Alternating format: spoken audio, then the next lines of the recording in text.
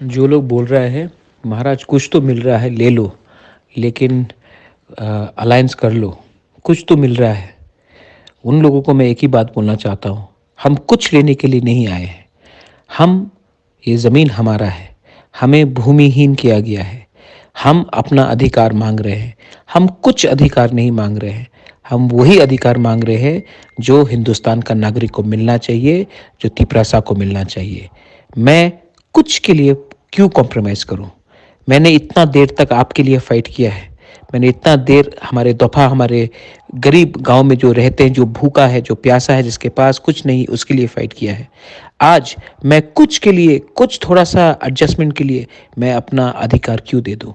मैं आखिरी तक फ़ाइट करूँगा और अगर नहीं मिला, तो नहीं मिला। हम लोग विदाउट अलायंस फ़ाइट करेंगे। वॉरियर्स, अगले 2-3 दिन में हमारा कैंडिडेट लिस्ट निकलेगा। Get ready. और जिन लोगों को सिर्फ एमएलए बनना है, मैं उनको एक बात बोलना चाहता हूँ। पहले तिपरालैंड के बारे, पहले दफा के बारे, पहले ज़मीन के बारे सोचो।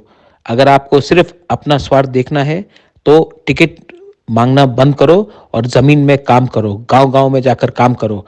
टिकट बोबागरा डिसाइड करेगा।